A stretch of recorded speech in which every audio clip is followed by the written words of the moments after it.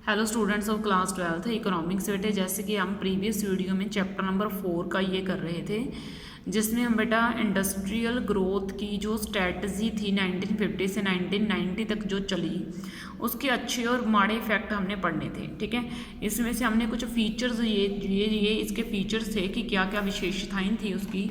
अब हमने इसके अच्छे और माड़े इफेक्ट के बारे में पढ़ना है। सबसे पहले हम गुड इफेक्ट के बारे में बात कर रहे हैं कि इसके गुड इफेक्ट थे तो कौन कौन से थे भाई। तो देखो, the strategy of industrialisation yielding the following good effect, इसके ये गुड इफेक्ट हैं। सबसे पहले इकोनॉमी का growth got a big push. जैसे कि हमें पता है, जब इस पॉलिसी के तहत गवर्नमेंट ने जो है आना स्टार्ट किया इंडस्ट्री के सेक्टर में, जब गवर्नमेंट आई तो गवर्नमेंट ने बहुत बड़े लेवल के ऊपर क्या करा, इन्वेस्टमेंट करा। तो इकोनॉमी का ग्रोथ जो है उसको एक बहुत बड़े लेवल के ऊपर इन्वेस्टमेंट मिली, बिग पुश मिला। ठीक है, तो इकोनॉमी का growth got a big push. Industrial output recorded a significant rise, और जो इंडस्ट्रियल आउटपुट है उसको एक सिग्निफिकेंट यानी कि एक बहुत ज़बरदस्त उछाल मिला। There was about 6% annual increase in output during the period 1950 to 1990। यानी कि 1950 से 1990 के बीच की अगर हम बात करें तो आउटपुट इतना ज़्यादा बढ़ गया। किसके कारण? सिर्फ इंडस्ट्री आने के कारण 6% तक आउटपुट बढ़ गया। इतना अच्छा रिजल्ट देखने को मिला इंडस्ट्री के आने का। There was a marked diversification in the industrial sector. Diversification का मतलब है विभिन्न सेक्टरों में जो है ना इंडस्ट्री को मार्क करा गया, लगाया गया। यानी कि देन जैसे सनराइज इंडस्ट्री, इलेक्ट्रॉनिक्स हो गई इन particular, marked it's emergence and domestic economy. यानी कि हमने क्या करा, हमने ना मतलब कुछ स्पेशल इंडस्ट्रीज बना दी, अलग अलग इंडस्ट्रीज बना दी जो अलग अलग और ख़ास तरह के काम किया करती थी। Growth of large scale industries, जैसे इंडस्ट्रियलाइजेशन हुआ, गवर्नमेंट ने बहुत बड़े लेवल के ऊपर इन्वेस्टमेंट करा, जो लार्ज स्केल इंडस्ट्री थी उसकी बहुत हद तक ग्रोथ हो गई। ठीक है, जो प्रोजेक्टेड था, जो इंफ्रास्ट्रक्चर से शिफ्ट कर दिया गया था इंडियन इकोनॉमी में। यानी कि प्रोजेक्टेड इंफ्रास्ट्रक्चर शिफ्ट, ये कि हमें अपनी जो इंडियन इकोनॉमी है उसमें इंफ्रास्ट्रक्चर का लेवल बहुत अच्छा कर देना है। ठीक है, यानी कि the Indian economy showed its ability to absorb the impact of large scale industrialisation. जो इंडियन इकोनॉमी थी उसने अपनी एबिलिटी को दिखाया, लार्ज स्केल इंडस्ट्री जो थी उसके इम्पैक्ट को ऑब्जर्व करना सिखाया कि हमने कैसे जो है बड़े लेवल के ऊपर औद्योगिकरण करना है, कैसे उन चीज़ों को संभालना है, सारा कुछ।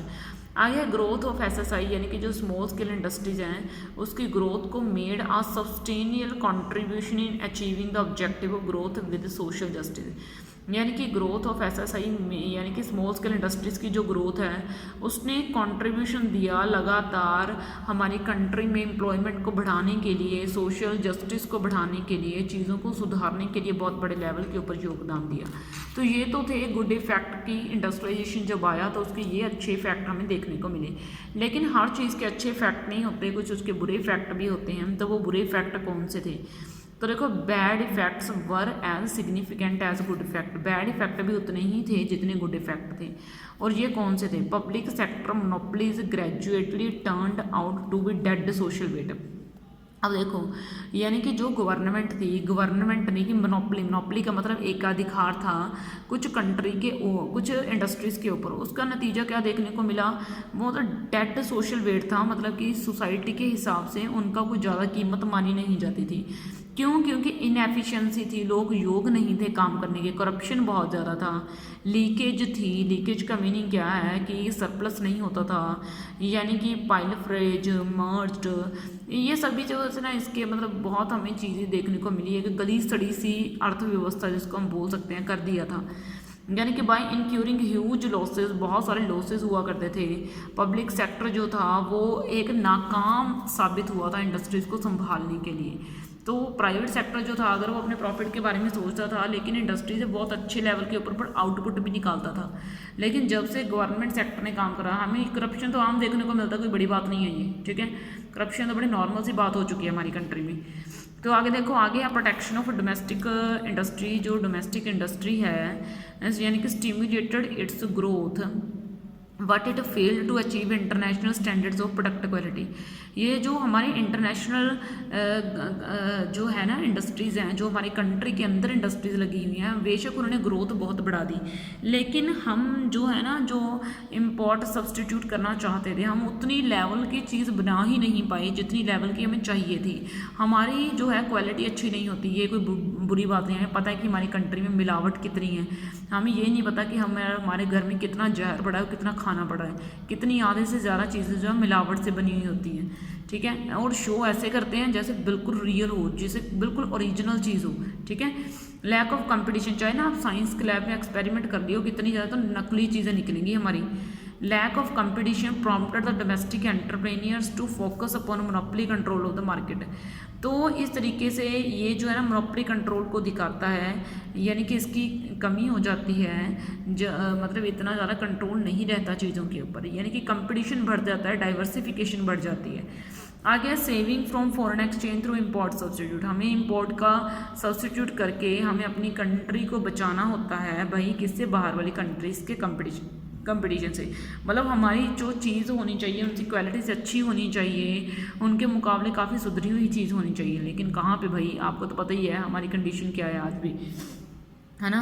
अगर चीज़ अच्छी होगी तो उसके दाम ही इतने बढ़ा दिए जाते हैं कि वो पुअर पर्सन की एफिशिएंसी से दूर होती है, पुअर पर्सन की अप्रोच से दूर हो जाती है वो चीज़, है ना। तो आगे देखो क्या ना, saving from foreign exchange through import substitute proved to be an inefficient policy instrument, ये एक नाकाम सिद्ध हुआ है। और फॉरेन एक्सचेंजेस, ये सारा हमारा फॉरेन एक्सचेंज है, रिजर्व स्टार्टेड श्रिंकिंग, वो जो है ना वो कम होना स्टार्ट हो चुका है, फॉरेन एक्सचेंज का हमारे पास स्टॉक इतना बेहतर नहीं बचा।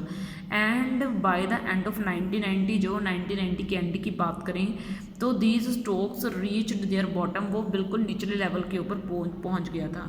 तो इसलिए हमें क्या करना चाहिए, हमें चीज़ों को संभालना चाहिए, तो ये हमें बैड इफेक्ट भी कुछ देखने को मिले, ठीक है। तो इसके साथ ही आपका ये चैप्टर जो है ना वो डन हो चुका है। तो ठीक है बेटा, इस वीडियो में आपके लिए इतना ही, नेक्स्ट वीडियो में नेक्स्ट चैप्टर स्टार्ट करेंगे। ओके बच्चे, थैंक यू।